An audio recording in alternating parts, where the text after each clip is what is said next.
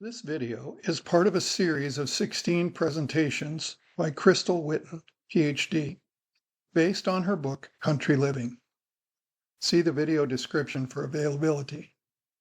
The free videos can be found as parts 361 to 376 at www.preparingforthetimeoftrouble.com. I happened to be in Romania with 3 Loma Linda students when 9/11 happened, and the day before it happened, I was in the middle of Romania. I mean, nothing there, and it was the last day. We were supposed to leave on September 11 and go to Greece for a couple days before we flew back to Loma Linda.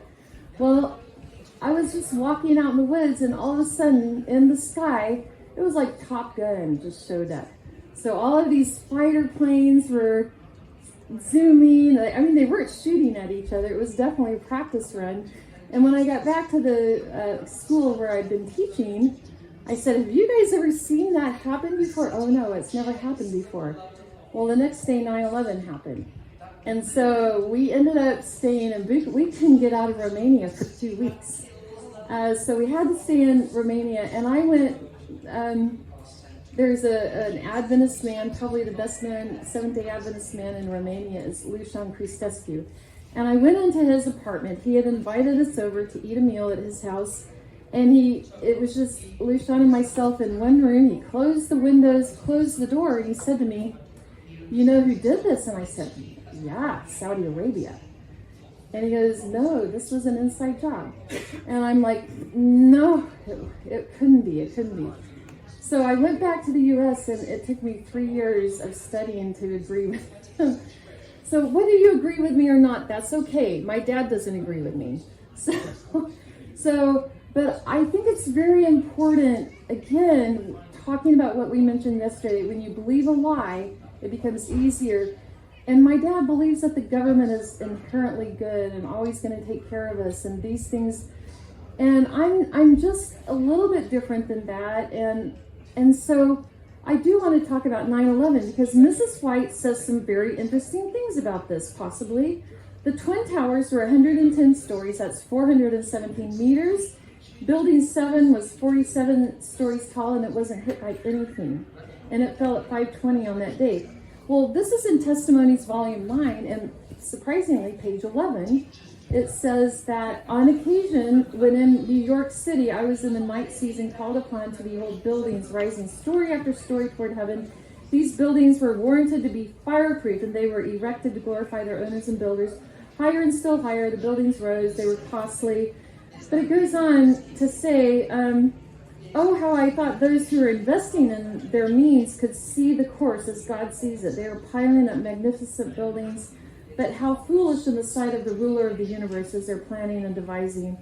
And so here what happened, as they went up, the owners rejoiced with ambitious pride. They forgot that in heaven there's an account of every transaction that goes on. And the time came when their fraud and insolence will reach a point that the Lord will not permit them to pass. And so what happened is these buildings came down. And I don't know where my slide is, but she said the fire that hit the buildings could not be put out, and the buildings came down. And that's what happened on 9/11. So what else does she say? Ellen White actually makes some more predictions. She has a vision about Nashville. Has anyone read about the Nashville vision? If you haven't read about the Nashville vision, it's very interesting. She talks about how, well, okay, so I did put this slide up here for a reason. So in Review and Herald, August 1904, she talks about starting a publishing center in Nashville, right? So I thought, because I went and searched using the term Nashville, and I thought, well, why would she tell people to start a publishing place in Nashville, and then later on it's going to go up in flames? But you know, this is Mrs. White. She is temporal, so she can say two things that appear to conflict, but they are actually in perfect order. So she did talk about starting a publishing industry there, but later on, she says she was given a vision of apocalyptic doom. The next morning, towards the close of a sermon in the chapel of the Southern Publishing Association, She says, last night a scene was prevented before me. I may never feel free to reveal all of it. She saw an immense ball of fire falling among beautiful mansions, causing their instant destruction. And she heard someone say, we knew the judgments of God were coming upon the earth, but we didn't know they would come so soon. And then people said, well, if you knew, why didn't you warn us? And that's actually a pretty good question to have.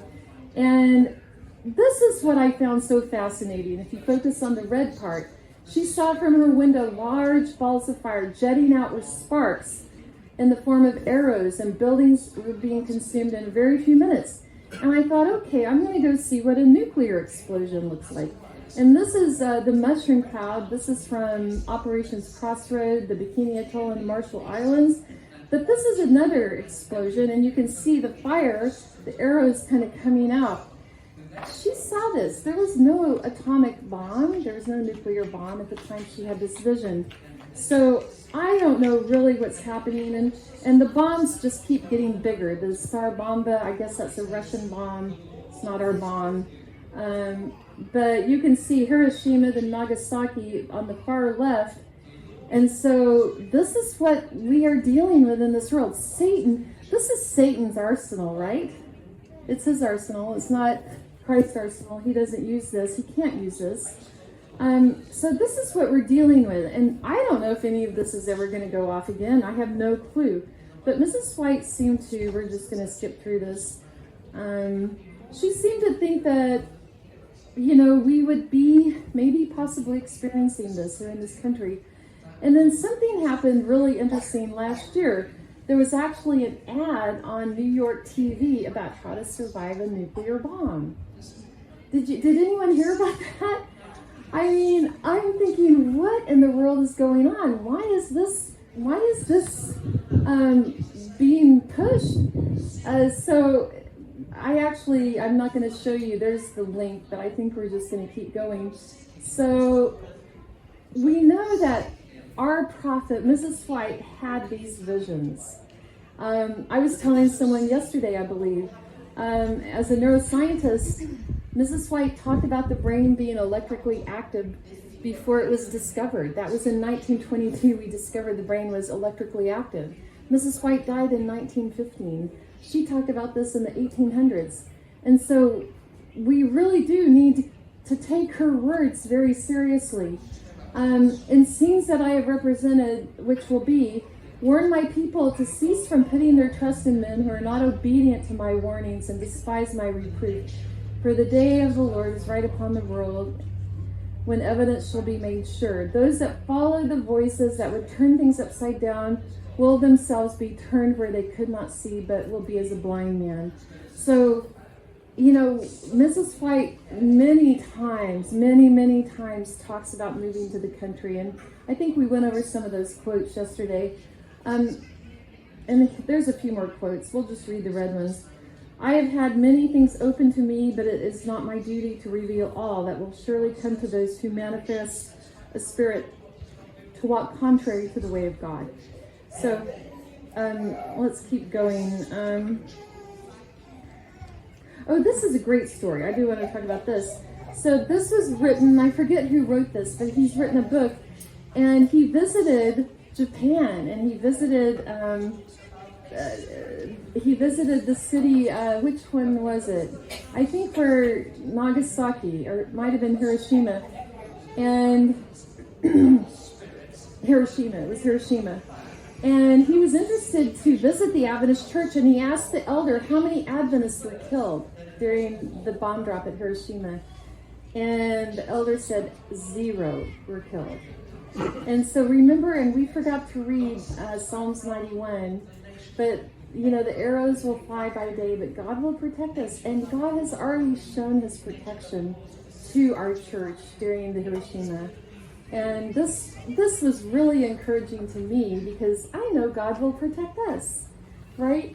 So that's wonderful news. He will give his angels charge over us to keep us in all his ways. They shall bear us up in their hands, lest we dash our foot against a stone.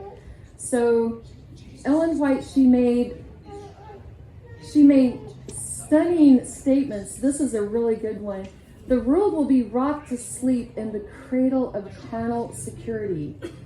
So we remember we talked about yesterday how we're all hedonists. We all want to have a good time. We all want to have fun, and we are kind of driven by the pleasure principle.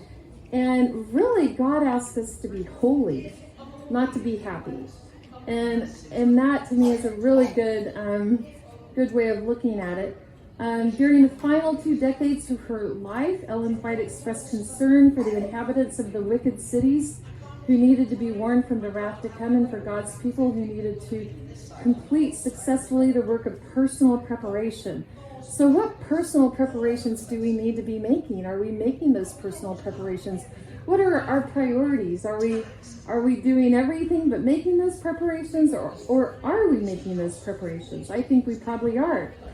And then it talks about how she talks about in I'm not sure what GV is, but they observe the intensity that is taking possession of every earthly element, and we all recognize that something big is about to happen, right? Do we recognize that? I think so. So we're on the verge of a stupendous crisis. Whether you're an Adventist, a Christian, an atheist, I think we all know something's happening. The angels right now are restraining the winds of strife, that they not blow until the world is warned of coming doom. And again, she said in that same year, oh, that God's people had a sense of impending destruction of thousands of cities now almost given completely to idolatry. So let me say this. When you're in the city, you go to basketball games, you go to soccer games, baseball games, football games, you go out to eat. Do these point us to Christ, or do they point us to something else?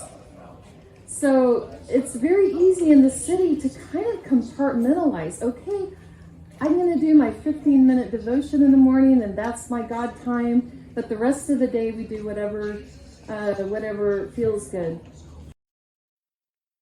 To be aware of new videos like this one, be sure to subscribe to the Preparing for the Time of Trouble channel. For more free videos and downloadable audio podcasts, as well as handouts, go to www.preparingforthetimeoftrouble.com.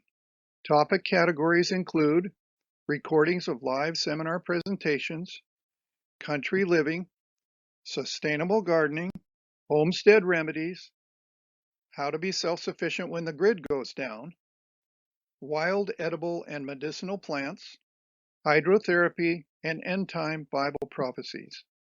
To take advantage of these free resources, go to preparingforthetimeoftrouble.com.